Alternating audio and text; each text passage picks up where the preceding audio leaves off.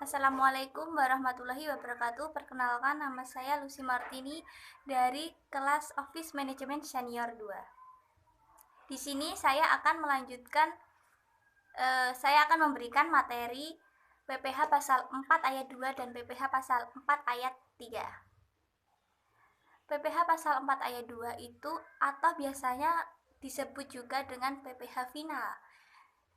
Itu memiliki definisi pajak yang terutang seketika itu penghasilannya diperoleh dari potongan yang dilakukan dari pemberian penghasilan.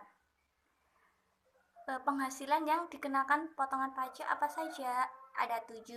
Di antaranya penghasilan dari sewa tanah dan bangunan, penghasilan dari obligasi yang diperdagangkan atau dijual belikan di bursa efek, dan penghasilan dari pengalihan hak atas tanah dan bangunan, serta penghasilan dari bunga deposito, tabungan, dan giro.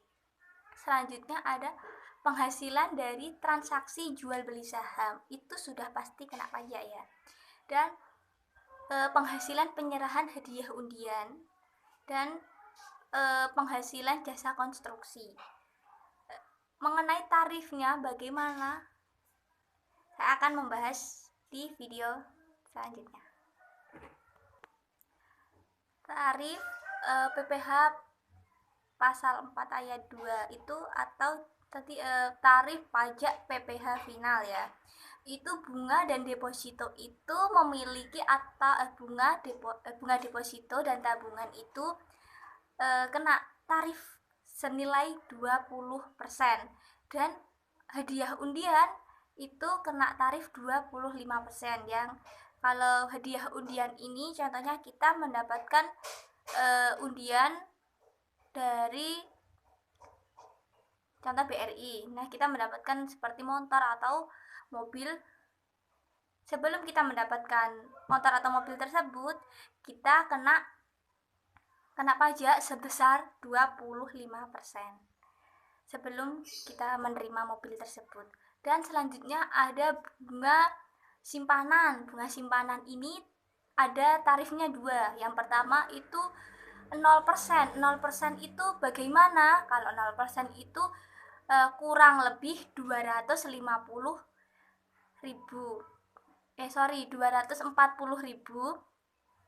Kurang lebih itu dia mendapat kurang lebih 240.000 dia mendapatkan tarif 0%. Kalau yang lebih dari 240.000 maka dia kena pajak dan mendapatkan tarif senilai 20%. Selanjutnya ada tarif obligasi. Tarif obligasi juga ada 2, yaitu dalam negeri dan luar negeri. Kalau dalam negeri dia kena tarifnya sebesar 15%. Kalau yang luar negeri dia kena tarifnya 20%. Penjual saham itu juga kena tarif 0,1% tarifnya penjual saham. Kalau pengalihan tanah dan bangunan dia mendapatkan atau dia kena tarif sebesar 5%. Kalau kita menyewakan tanah, bangunan, contoh kita menyewakan sawah gitu ya, maka kita mendapatkan tarif 10%. Kalau kita juga contohnya kita menyewakan kontrakan, itu juga kena 10%. Kalau pengalihan tanah dan bangunan tersebut kita mendapatkan tarif sebesar 5%. Kalau pengalihan 5%, kalau persewaan 10%. Sekarang jasa konstruksi.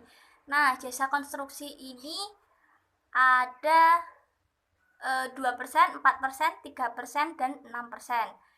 Kalau yang 2% itu untuk apa saja? Itu untuk pelaksana kualifikasinya itu kecil, itu mendapatkan kena tarif 2%. Kalau pelaksanaannya dan tidak memiliki kualifikasi, maka dia mendapatkan atau dia kena tarif 4%. Selanjutnya ada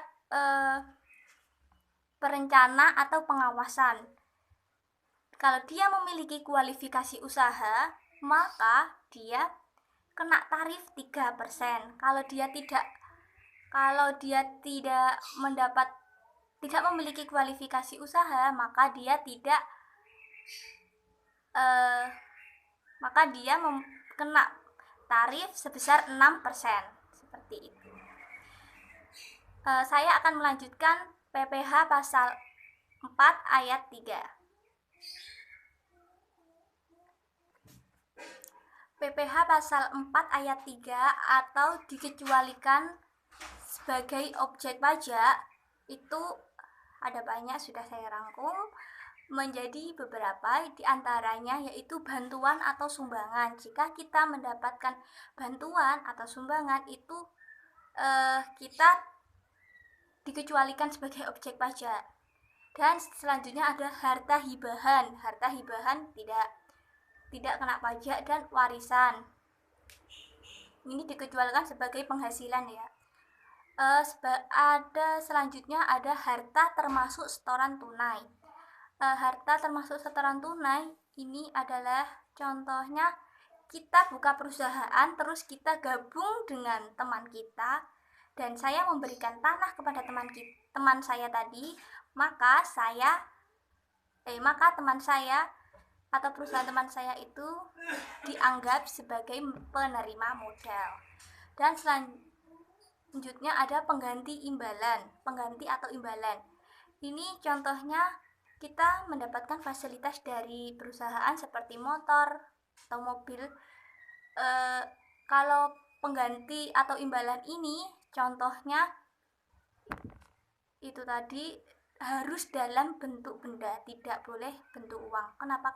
Karena kalau uang itu tidak tahu digunakan untuk kepentingan apa. Bisa jadi untuk kepentingan pribadi, karena ini bersifat natura atau kenikmatan. Selanjutnya ada pembayaran dari pengawasan dari perusahaan asuransi. Contohnya asuransi kesehatan seperti itu. Nah, selanjutnya ada dividen. Dividen juga memiliki syarat-syaratnya. Apa saja syarat-syarat dividen? Syarat-syarat dividen ada dua, yaitu uang laba itu tidak dibagi oleh siapapun. Yang kedua ini kepemilikan sahamnya paling rendah itu senilai 25% dari jumlah modal yang disetor. Selanjutnya ada iuran yang diterima dari dana pensiun. Selanjutnya ada penghasilan modal, seperti yang saya singgung di video tadi atau video sebelumnya. Itu penghasilan modal seperti kita join atau kita ingin join ke perusahaan itu, kita memberikan modalnya tanah itu tadi. Dan selanjutnya ada bagian laba. Bagian laba ini contohnya kita mendapatkan gaji dari CV maupun PT itu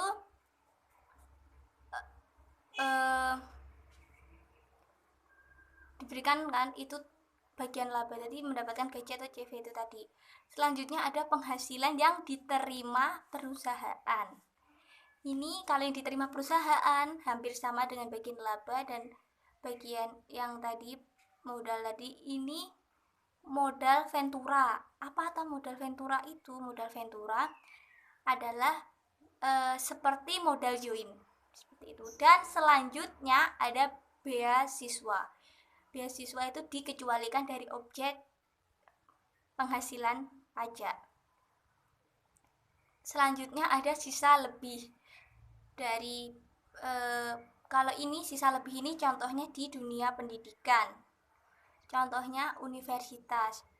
Pada akhir tahun universitas memiliki penghasilan sisa lebih, agar dia tidak kena objek penghasilan tadi, maka dia harus menggunakan sisa lebihnya tadi untuk kepentingan bersama dalam dunia pendidikan. Contohnya seperti membangun fasilitas atau membangun sarana dan prasarana di universitas tersebut. Demikian tadi materi PPH pasal 2 ayat pasal 4 ayat 2 dan PPH pasal 4 ayat 3 serta tarifnya. Semoga bermanfaat. Wassalamualaikum warahmatullahi wabarakatuh. Terima kasih.